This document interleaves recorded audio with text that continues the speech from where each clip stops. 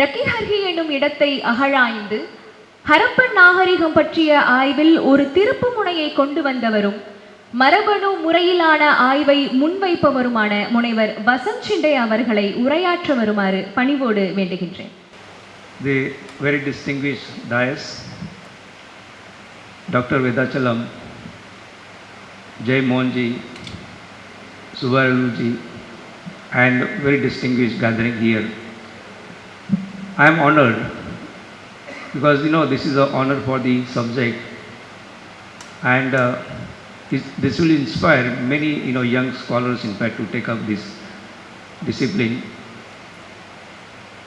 I think everybody has understood the contribution made by Dr. Vedachalam, and being a peer in fact in the field, we know what he has done in fact for the Tamil archaeology, Tamil history, and he has spent a lot of time in fact in the field to dig out the remains and putting those remains together and reconstructing the history.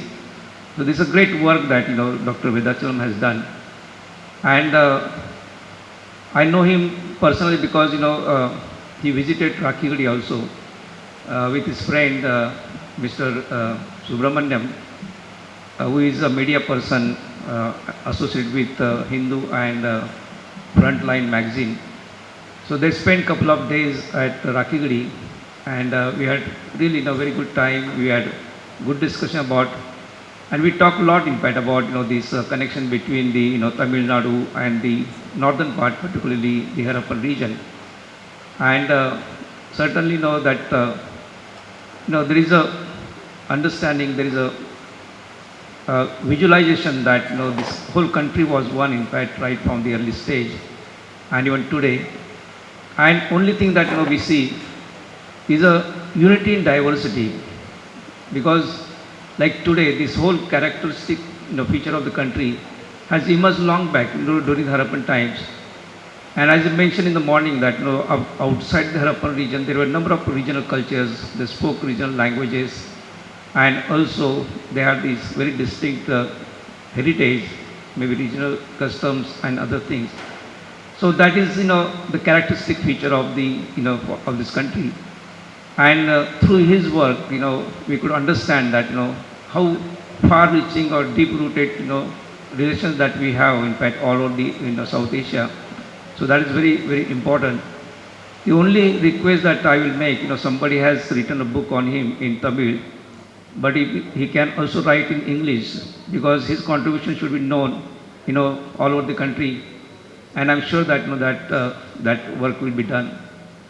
I'm sure that all of you know about his writings. He has written a number of books, number of research articles. But this this two things this very important, that history is there is no golden age as such, and there is no dark age. This is really true, and we have been trying to make understand people that when you look at the country, don't maybe find a fault in fact we don't find the golden age or the dark age in the history. And the first attempt that apart from Dr. Vedachalam, there was one scholar in Delhi, R.S. Sharma, and that he has worked extensively on the Gupta age, and Gupta period is considered to be the golden age in the ancient Indian history. But that is not true in fact, because the history that was written on Gupta was based on only one source, and that is the literary sources. And usually the literary sources are written on behalf of the rulers, so they do not really reflect the history of the common people. So when he started synthesizing the archaeological sources that were generated in the northern part of the country, then he realized that that this period was not a golden age. One by one in fact started looking at the number of sites in the Ganga plain. He found very few sites of the Gupta period. What was interesting, what was the most important feature that he discovered, that Gupta people have stayed on top of the Kushan levels always, and the people knew that there are maybe the structures below. The Gupta people have not really created their own building material. They dug out and took out the bricks from the cushion level and built their own structures. So he started questioning, is it a golden age in Indian history? And his reply was no. So that kind of analytical history needs to be written. So that is one contribution that Dr. Vedachalam has done. And the other thing that the dark age, there is no dark age in fact in the country. The ups and downs are always there, and that depend on various factors. For example, that because of the climate change, maybe in some area we find maybe decline, whereas some area was flourishing.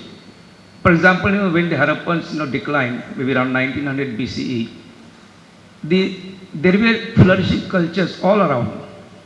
So we had flourishing cultures, in Haryana, in Punjab, in Rajasthan, Madhya Pradesh, Maharashtra, and the whole of South India, what we call as the southern Neolithic people. So there were, a number of cultures. So some people have written that, after the decline of the Harappans, there was, some kind of dark age. That is not true. More development was happening around this, Harappan region. Maybe in one region, because of the climate change, there was a decline in fact, in that particular, area, but the other regions were flourishing. Similarly, after 7th, 8th century CE, also it is written that, India has a dark age, but that's not true. So that kind of research, has been done by, Dr. Vedachalam, and this is a very important contribution that he has made to the history of, of South Asia. So I think, personally, I feel very happy because, he deserves this, this credit, and he deserves this honor. And I'm really happy that, Jai Mohanji has thought about honoring people like him. And I'm sure that, there are many more authors and the researchers in this part of the country, which will, come up and, they will contribute, their best. So I wish him, a very, long and very healthy life. And I look forward to, I was so happy to interact with all of you. And all credit goes to Jai Mohanji for inviting me here. It's a pleasure, talking to all of you. And I look forward to interact with all of you. Thank you very much.